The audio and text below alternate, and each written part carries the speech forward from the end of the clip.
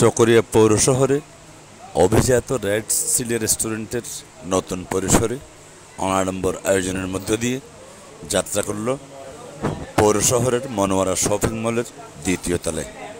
চকরিয়া সরকারি high school রোডের বাম পাশের কাঁচা সড়ক দিয়ে প্রবেশ করতে হয় রেড চিলিতে। অন্যদিকে Monowara shopping complex Anwar shopping কমপ্লেক্সের সাথে লাগোয়া।